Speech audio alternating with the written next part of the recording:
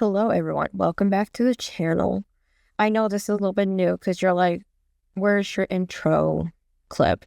Well, so Monday morning, I kind of just got straight into it, as you can see here.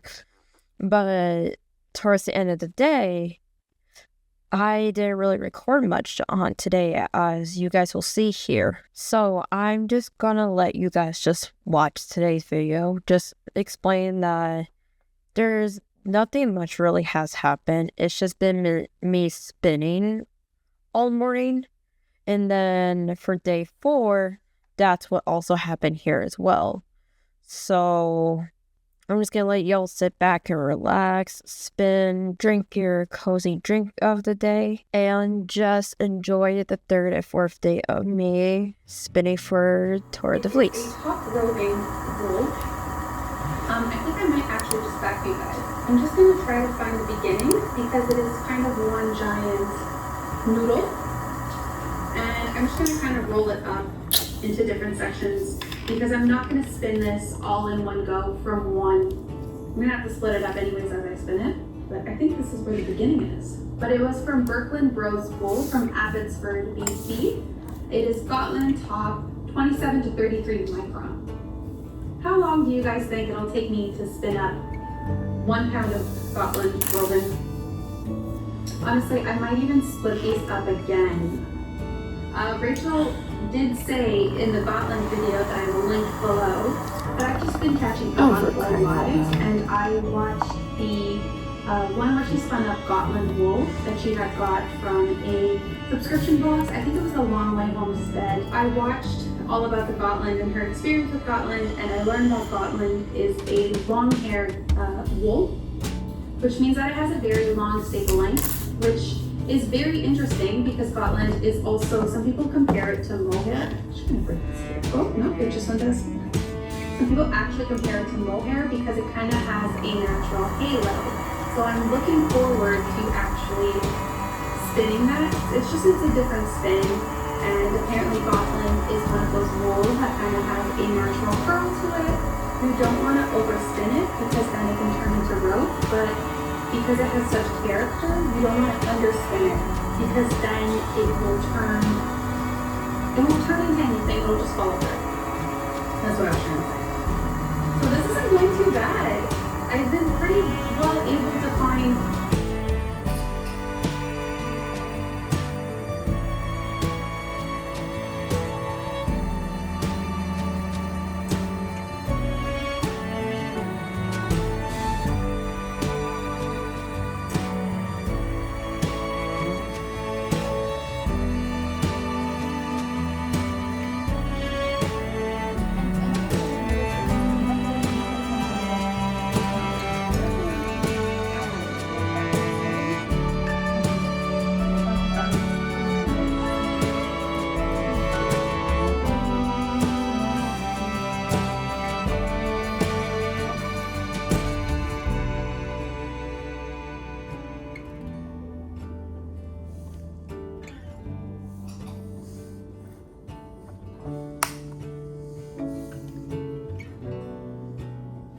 wash and block it, so it's a little bit curly, but I kind of wanted to show you guys just before so that I can kind of end the video at some point.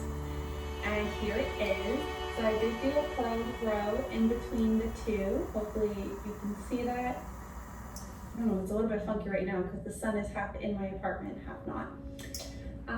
The top is with the US 8, which is 5mm needles, and then the bottom is with 5.5, which is US 9mm. I ended up going wider, and frankly, I think I could go with an even wider, bigger needle, but I think I'm going to leave it at that. I did do a little bit of a rig here just to test out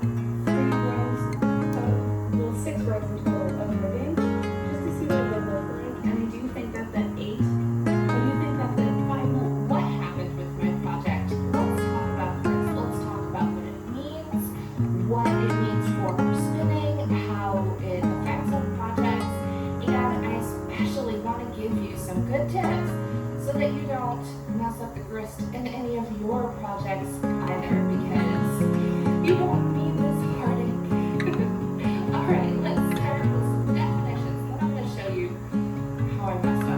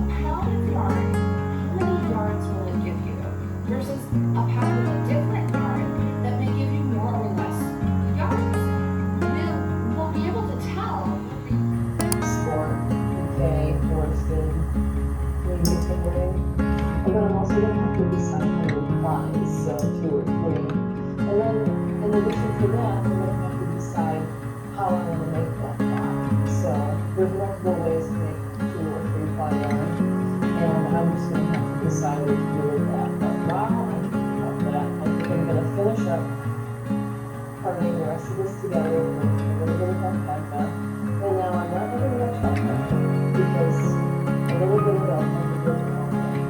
And you don't want to add too much, otherwise your fiber is going to become.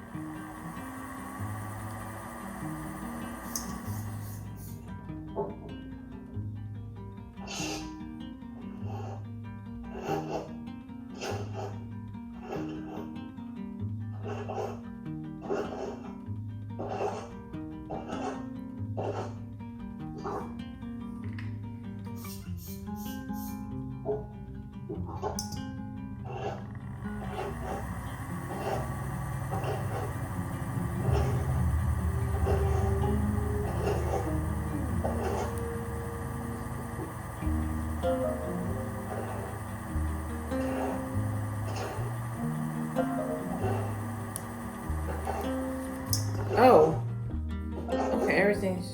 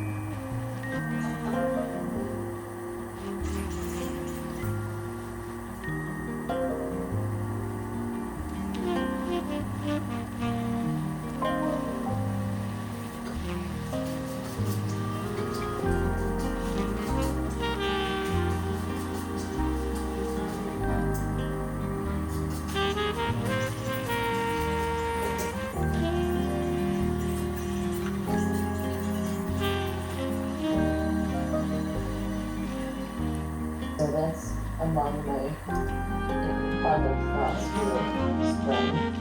We have a lot of ways to work. And we're starting with the Shetland woven and alpaca. Okay, we can kind of see, we can get a little idea of what we're looking like now. I'll show you. Oh my god. Really nice light oatmeal color. I'm loving it. It's beautiful.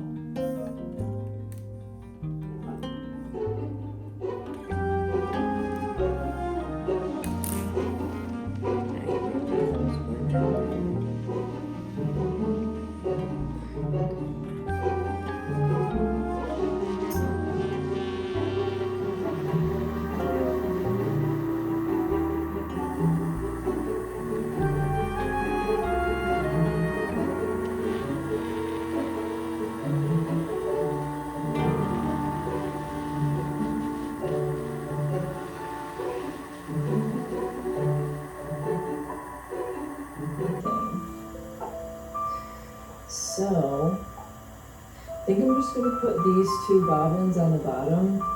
That way I don't have to tighten the tensioner down so much. These bobbins can be kind of placeholders. So I'm gonna try to get mine on here.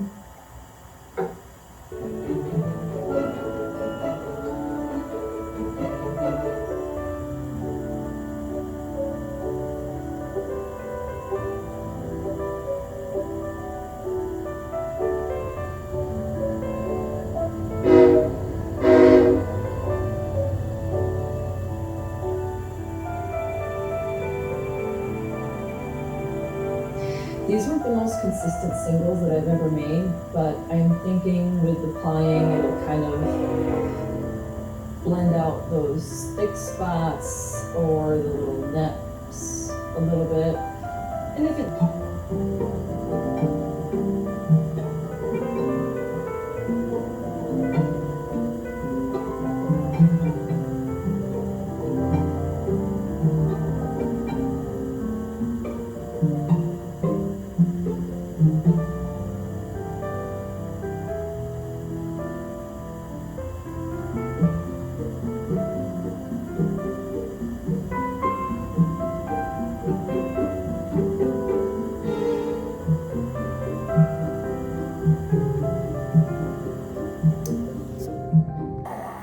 did not fall off, who did not get coarser as they aged, because I wanted to be able to prize and cherish every year's fleece from our use, and we've succeeded. So this year, the 6-year-old Lucretia, she's at, let me see, 24.7. So there's a thing called critical factor. So when we're looking at micron data, they say that a 28 micron spinning fineness starts to hit that point where human beings can feel prickliness, and it's not comfortable. So she's well below that threshold, and so that's something that we've really worked hard to achieve, and she's kind of like the epitome of what we are working for. The other thing that makes this sample special is that it was a wool fleece. So the year I put these samples together, I selected one of each color: white, black, brown, fawn, and gray, and wanted to get a good representation of what we're breeding for on our flock. So I took 5 fleeces of wool that was under the coat and made these packets. Lucretia's fleece was a wool fleece. So what that means is, instead of shearing the fleece with clippers, I was able to manually pluck it off of her. And that's because many of the sheep in my flock have this thing called a rise or a weak spot in their fleece. What happens is in the spring, as the days get longer, there's a hormonal thing that happens which holds back on proteins that get sent out to the hair follicles. And so